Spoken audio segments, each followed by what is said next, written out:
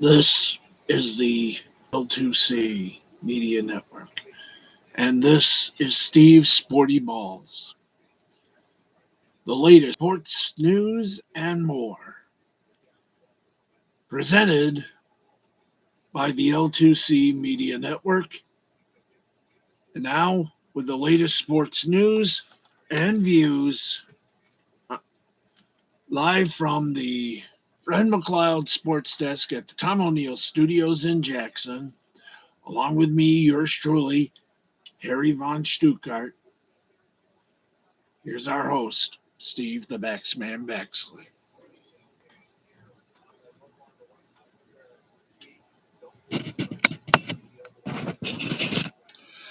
Yes. Good evening, everybody. And it is dawn. Good evening here in Jackson.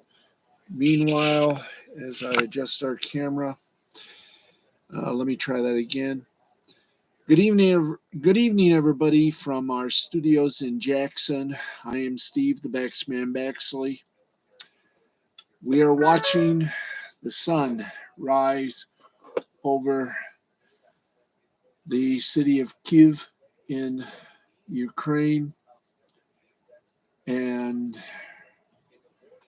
we are praying for the Ukrainian people.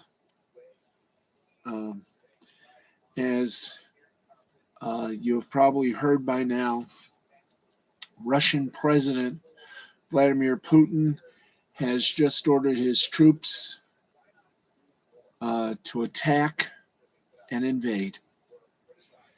As I posted on Facebook, 2 words: Ukraine invaded. It occurred officially at 9:45 p.m. Eastern Time. It is right now 6:35 a.m. in Kiev, and we are praying for the Ukrainian people. I may have a few words tonight of this, I am not sure. But we are a sports program, but we are also sports and more. So we will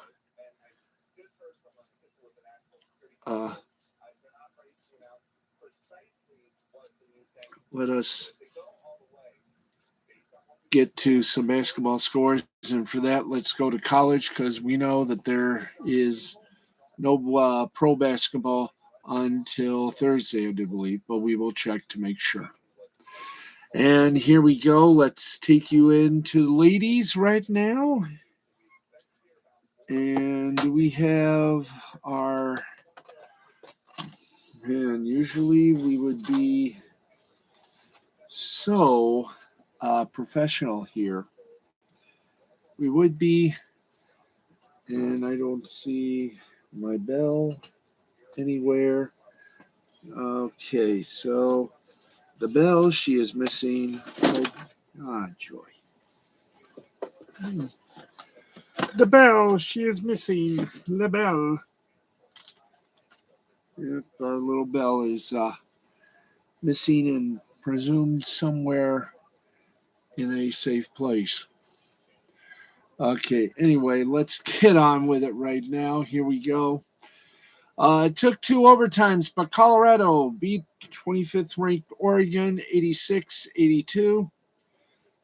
5th ranked Baylor over Oklahoma State 65-58. 7th ranked UConn 69 to 38.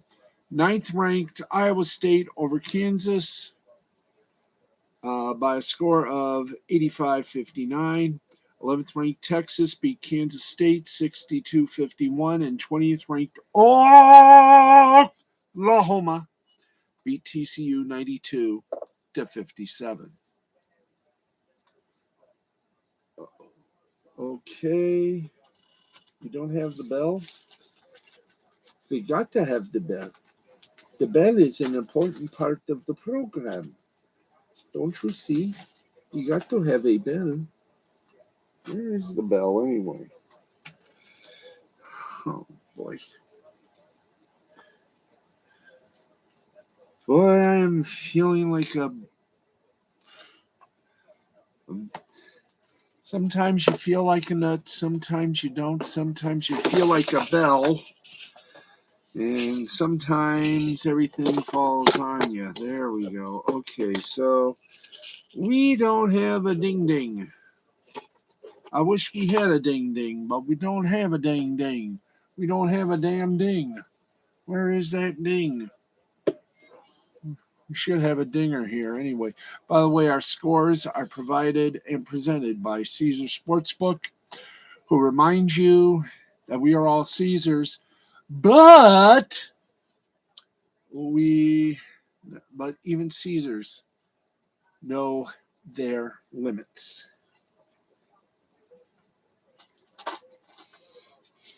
Oh,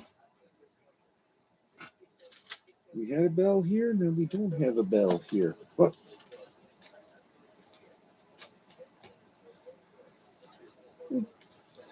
Okay, but before I do anything, we have something here. There. Ah, nope. Shoot. Uh, Lord in Himmel.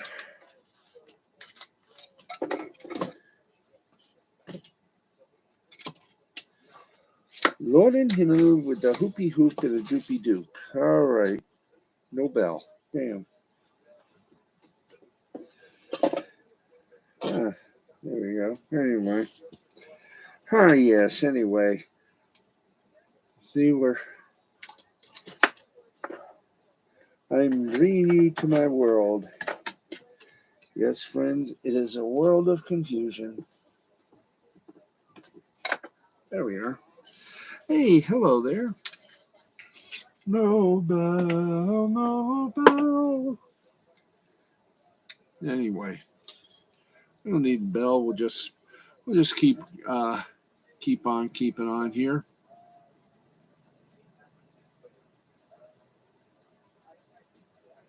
Okay, let's go to the men. And here we go. Well, we found the caster. Yay. We found a caster.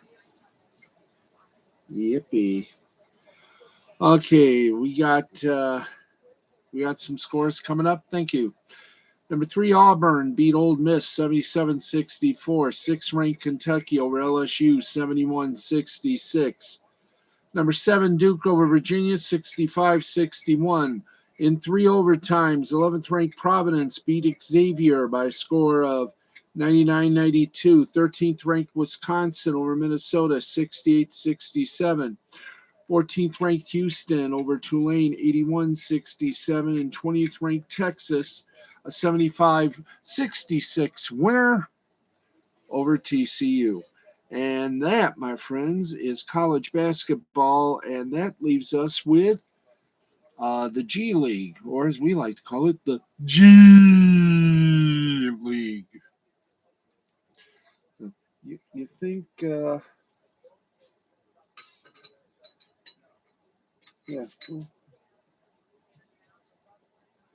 Okay, where can we put this so I can have at least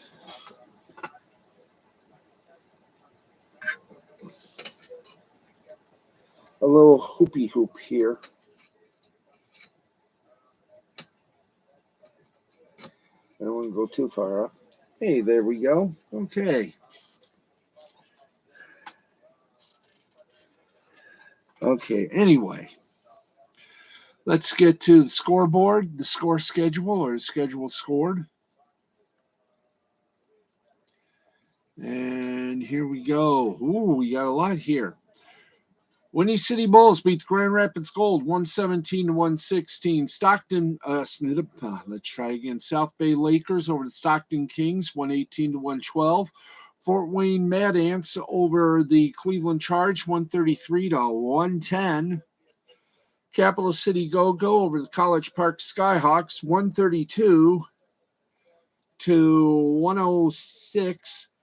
Raptors 905 beat Greensboro Swarm by 2, 100-98.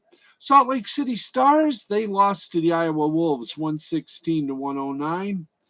Austin Spurs over the Memphis Hustle 142-116. Sioux Falls Skyforce over the Oklahoma City Blue, 115-111. Rio Grande Valley Vipers, 141. Texas Legends, 95. And the Motor City Cruise over the Wisconsin Herd, 110-107. And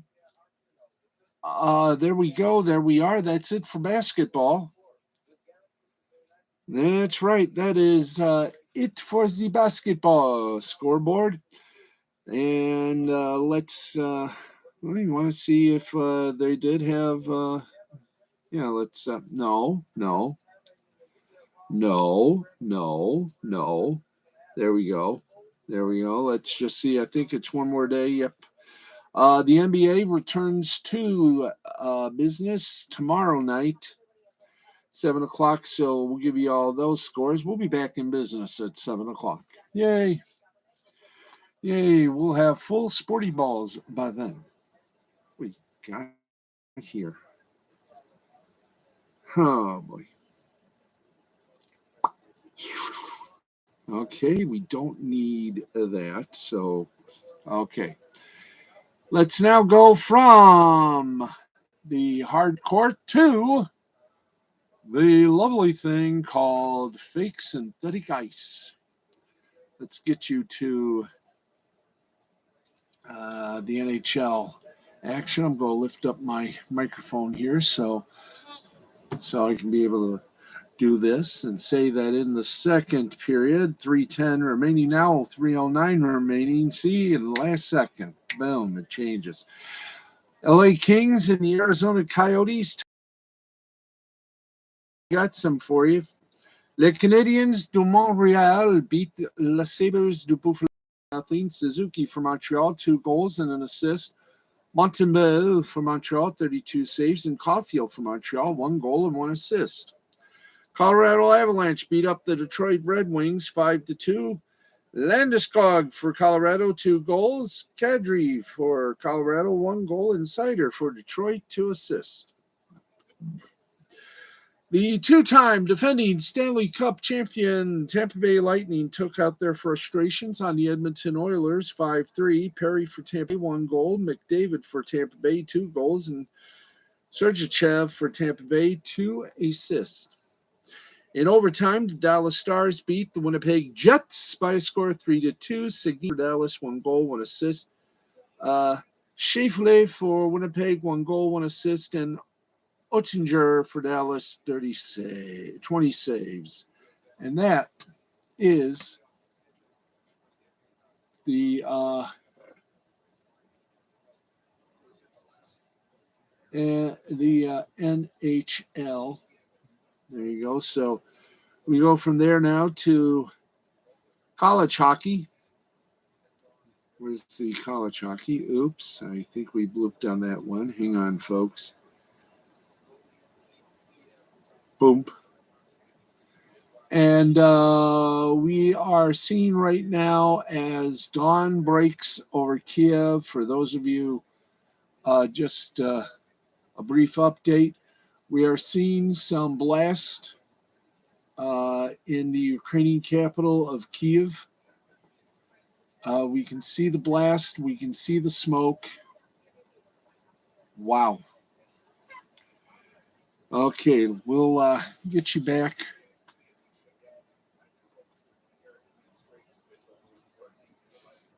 And when we get some more info, we're just going to go ahead and do some sports here for you. Let's go to the men's men's Division 1 hockey scoreboard. Guys, can we do that? We are attempting to get that. Like I said, by the way, the president will be speaking tomorrow. Don't know what time, but he will be speaking tomorrow. And there's no games for the men. Are there any games for the ladies? Yes, there is one game, and that is the HEA tournament. And unfortunately, no scores available to us between Merrimack, New Hampshire, and Holy Cross and Providence, mainly because this is probably for the 24th. Oh, so we don't have scores for ladies' games, so we'll just move that and go directly to. We'll go to the AHL for the minor league games. So let's get to the scores. And here we go. We are early in the third period right now. Ontario Reign over the Henderson Silver Knights 2-0. Just entering the third period, it is Bakersfield Condors over the San Jose Barracuda 6-2. Final in overtime, Grand Rapids Griffins over the Cleveland Monsters 2-1. The Laval Rocher, or the Laval Rocket, over the Toronto Marlies 6-4. Springfield Thunderbirds over the Bridgeport Islanders 5-3. Lehigh Valley Phantoms over the Wilkes-Barre Scranton Penguins 3-2. Milwaukee Admirals over the Manitoba Moose 6-2. By the way, as we do very often here on this little old program, we like to make mention of something taking place. Yes, we do have something taking place. That is, of course, Nick Rekieta and his Lost Bleeding the Interwebs broadcast. I do not know if he is going to have a. Again, let me just clear myself here. I don't know if he's going to have a stream tonight or not. So, as they say, please, among all things, stand by because, well, he just might. Okay, so that'll be on the Rekieta Law channel here on YouTube, midnight Eastern Time. Okay, we are 9 minutes before midnight here on Steve's Sporty Balls. We've done the AHL. Let's go to the Big O! And the Ontario Hockey League and get some scores from them. Yes, sir. Let's get some scores from them. Let's get something for our efforts to entertain you. Yes.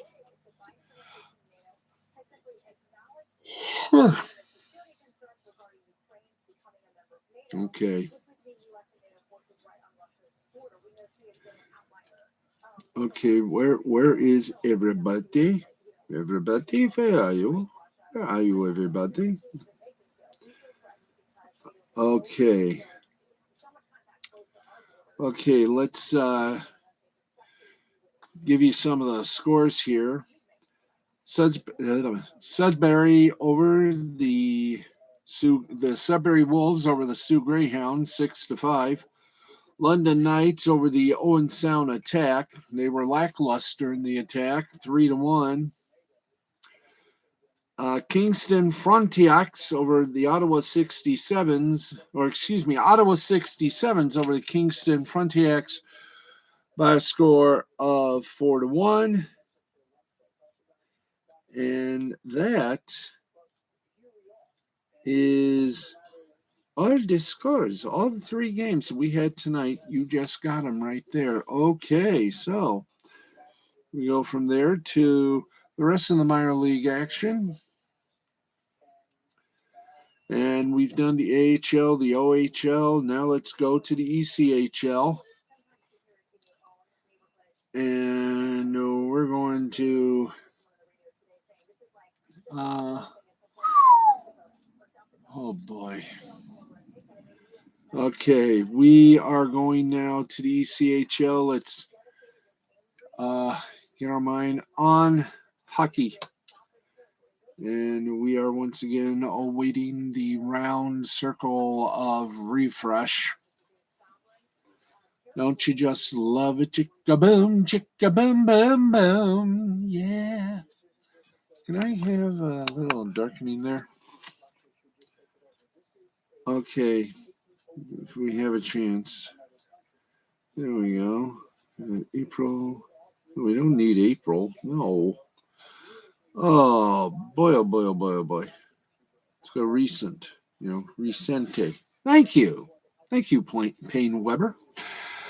Worcester Railers over the Idaho Steelheads 4-2. Iowa Heartlanders over the Wichita Thunder 7-3. Florida Everblades over the Orlando Solar Bears 6-0.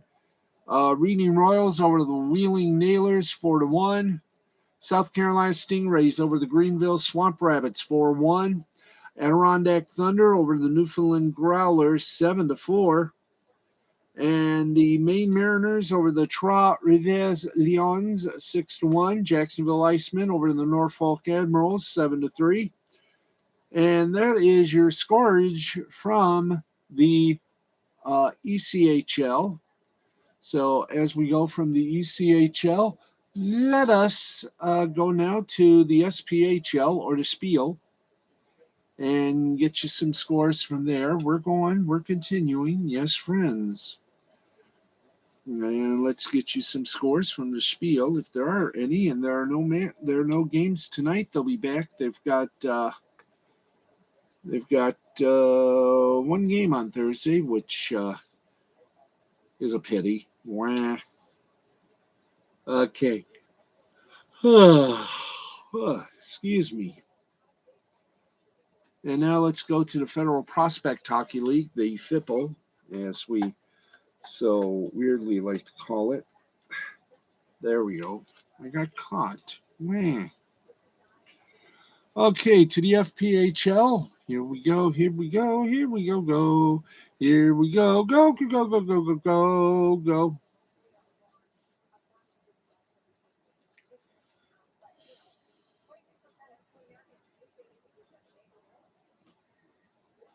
Okay, no games on the Federal Prospect Hockey League.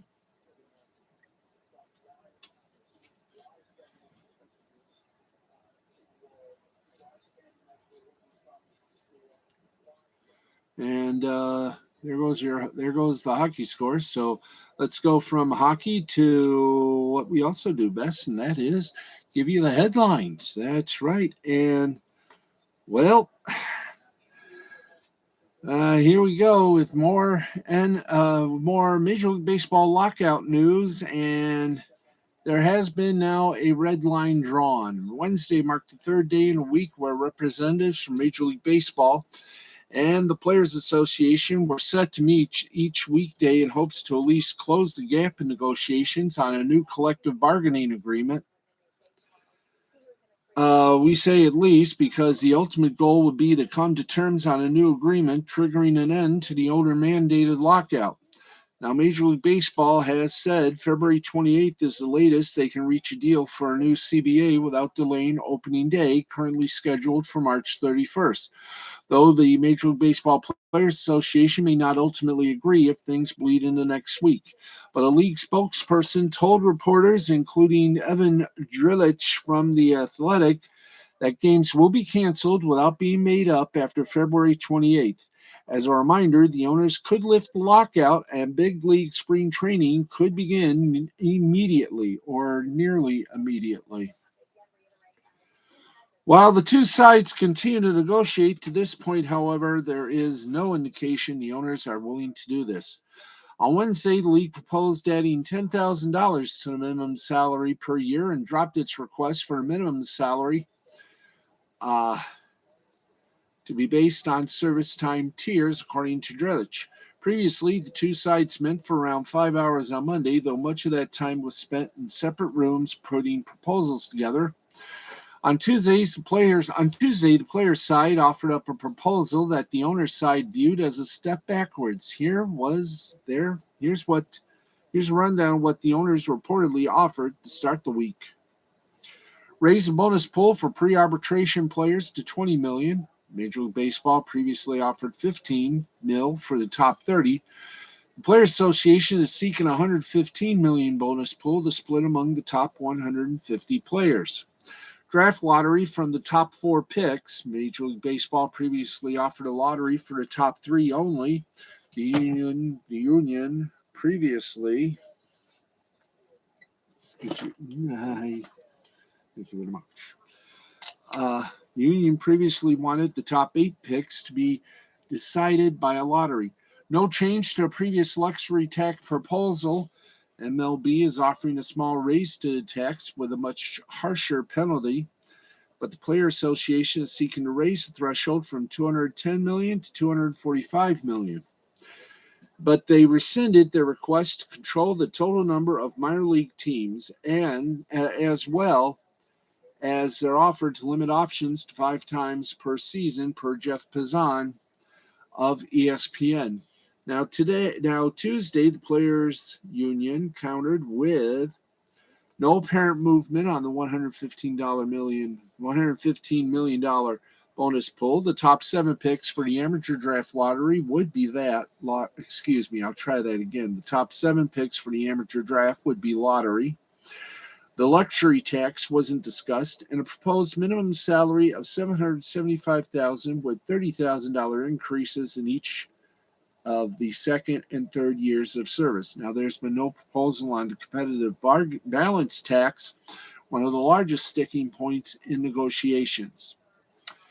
And if you happen to be a broadcaster, say, Bally Sports, you got most, if not all, the baseball teams signed. I mean, if you're like a regional sports network like AT&T Sportsnet, Root Sports, Bally Sports, especially Bally Sports and NBC Sports, and I say especially Bally Sports because you are taking a dive in the stock market. This can't be good news for you.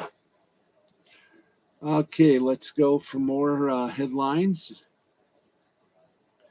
New York Knicks guard Kemba Walker has come to an agreement with the team to sit out the remainder of the season. The veteran guard will now focus on preparing his body, specifically his ailing knee, for the 22-23 season. Team president Leon Rose released a statement Wednesday saying Walker made the decision. Quote, "We fully support Kemba's decision to shut it down for the remainder of the season and to use this time to prepare for next season. His long-term success on the court remains our priority." End quote. The Knicks surprised everyone last season by earning the number 4 overall seed in the Eastern Conference, but after they crashed out of the playoffs in the first round, in large part because they couldn't score, they decided to make a number of offensive-minded moves. Walker was one of them, signing a 2-year, $18 million deal. Things haven't worked out for either party. The Knicks are stuck in 12th place in the Eastern Conference at 25-34 and will need a post-All-Star break surge to even make the play-in tournament. Walker, meanwhile, has been in and out of the lineup due to injury and coaching decisions. In late November and early December, he was benched for 10 games, and later in January, missed 9 straight due to his knee soreness. Walker has been dealing with knee problems for years, and widespread concerns around the league about his ability to stay on the court long term were why he had to settle for a low-money deal from the Knicks. With 1 year and about $9 million in guaranteed money left on his contract, Walker should be tradable, and his agent is expected to explore other opportunities, according to ESPN's NBA guru Adrian Wojnarowski. Perhaps in a different situation or role, Walker could still be an effective player, but sadly, it appears his days of being a difference maker are over. That's a rat. And we are sad about that. Okay, and another one. LeBron James is making a massive mistake. And I don't think he understands what he's doing. Thank you.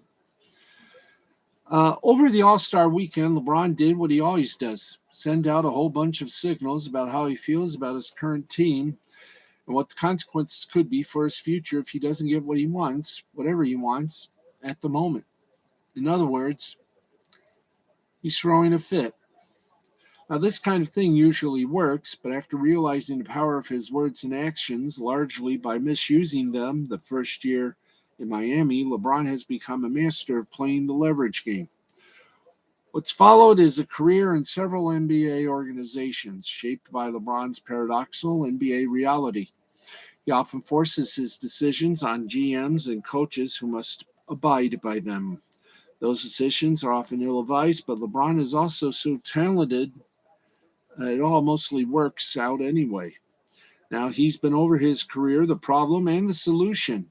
The world's best player and one of its least impressive shadow GMs. Take this season. There was no way Laker GM Rob Pelinka would have acquired Russell Westbrook without LeBron's permission. But with the Westbrook move not working out, what is LeBron's answer? To telegraph his displeasure about Pelinka, and in doing so, open an entire cottage industry of commentary and speculation about the Lakers LeBron relationship and its future. This is not accidental. It's also getting very close to boring, predictable, and a soap opera. Now, at the All Star game, when LeBron was asked about Thunder rookie Josh Giddey, he nonsensically praised a Pelinka rival, Oklahoma City GM Sam Presti, saying, quote, the MVP over there is Sam Presti. He, the MVP, Josh Giddey, is great. Sam Presti, I don't understand his eye for talent. He drafted Katie, Russ, Jeff Green, Serge Ibaka, Reggie Jackson, Josh Giddey, and the list goes on and on and on. This guy's pretty damn good. Translation, I'm pissed off at Rob Pelinka, and the Lakers better make me happy soon or I'm walking. That of course came after a Bleacher Report, BleacherReport.com report that Rich Paul, LeBron's agent and close friend, and Clutch Sports have had a falling out with Pelinka over a Westbrook for John Wall trade that never happened at the deadline. Translation, time to start the leaking process. To be sure, whatever comes next, it's Pelinka who's to blame for the Westbrook disaster. LeBron and Anthony Davis pushed.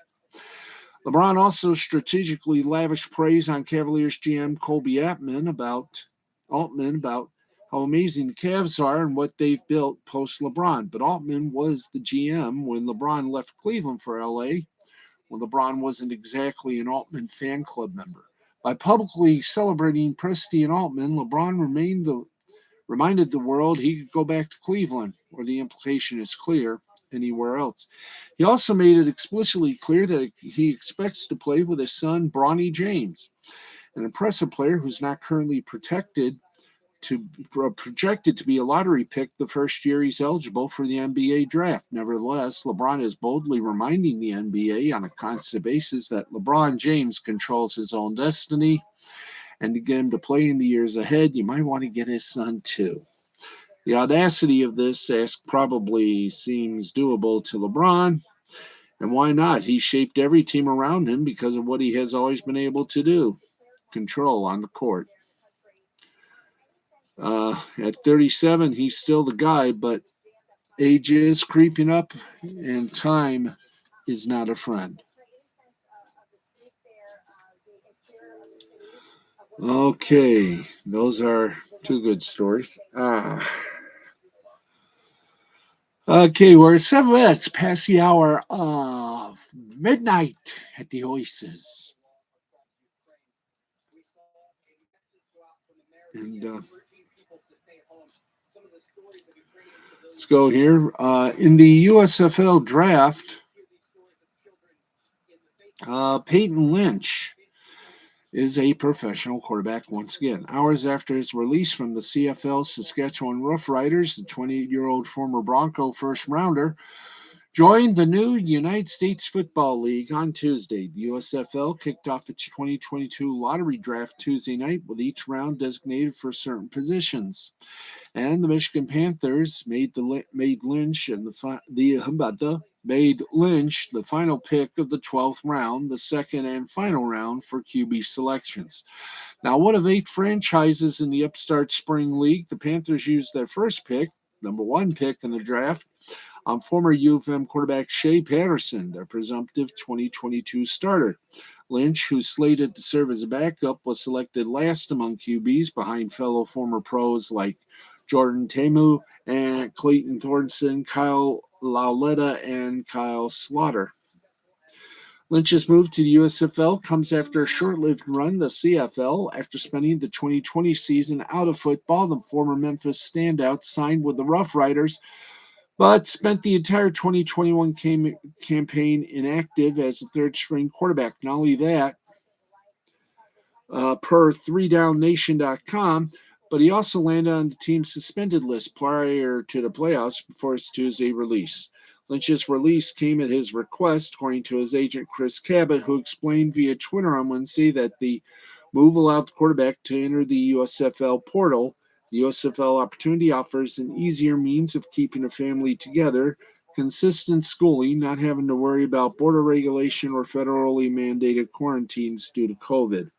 He wrote, Paxson was not cut for poor performance. We made a life decision, and the writers were very understanding. Best known for his abbreviated tenure with the Broncos, Lynch entered the NFL as a 26th overall pick in 2016. He played just 5 games, logging 4 starts in 2 seasons with Denver, then spent the 2018 season out of football. He resurfaced with the Seahawks during the 2019 offseason, then spent time on and off the Steelers practice squads in the years later. Ah, yes. The United States women's national soccer team routed Iceland and won another She Believes Cup. And I think that's about it in our news department. Yes, it is. 10 minutes after the hour, let's bring you some soccer action. And let's go to that right now. Alrighty. In Champions League action in round of 16, Atletico Madrid and Manchester United ended up in a 1-1 tie. Benfica and Ajax wound up in a 2-2 tie.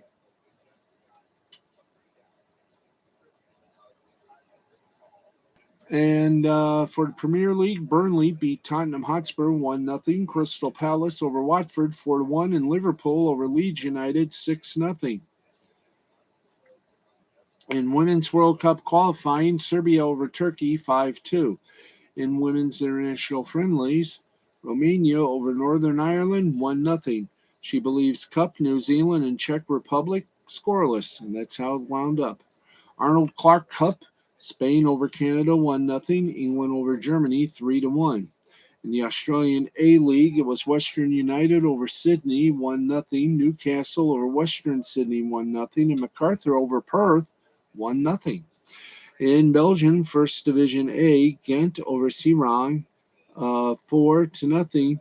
In the Turkish Super League, it was Gaziantep and Yeni Malatyaspor tied at Le Goose Og. Yeah.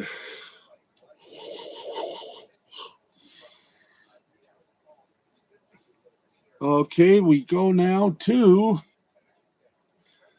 our media outlet, and let's see here.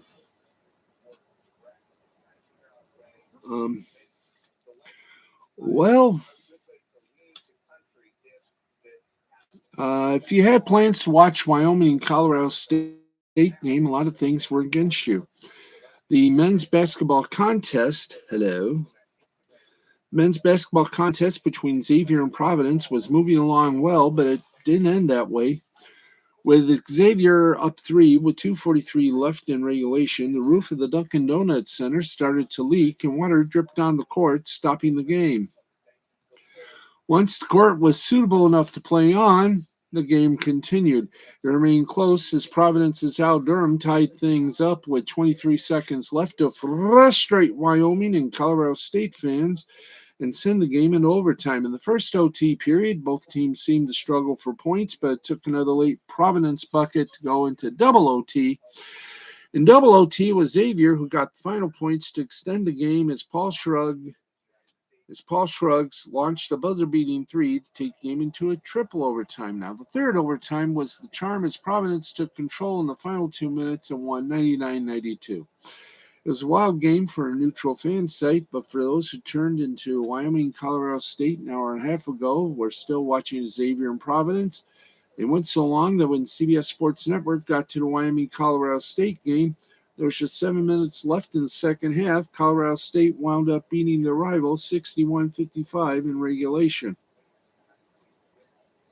For their part, folks at CBS Sports Network alerted viewers throughout that they could watch Wyoming, Colorado on CBSSports.com, and that was really the extent of what they can do. The network wasn't going to leave an overtime game in progress, and even though many viewers were upset that Wyoming, Colorado State was being kept off CBSSN, just as many viewers would have been upset if Xavier Providence was kicked off, given that they sat through a leaking roof delay and the game had multiple overtime periods. It sucked and really was an unwinnable situation for CBS Sports Network, but they tried to make the best of it. And it was pretty good indeed. 15 minutes past the hour. Many pay tribute to Mariners Spanish radio broadcaster Julio Cruz, who passed away at the age of 67. He was an original from the Mariners. Julio Cruz played second base with them for the first 7 years. The team was in operation, later played with the White Sox. He died Tuesday at the age of 67 of cancer. In a statement, Cruz's family revealed that he was surrounded by his loving family and said Julio shared his kindness and human generously, and we know he's beloved in the baseball community and beyond. Cruz moved back to Seattle after his playing career ended and had been the Mariners' Spanish-language radio broadcaster since 2003.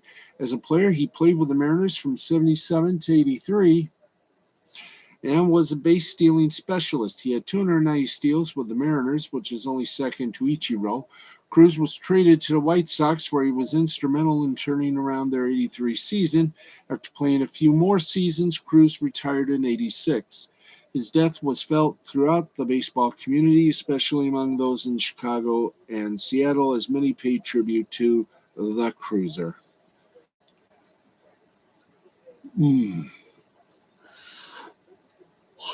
Excuse me.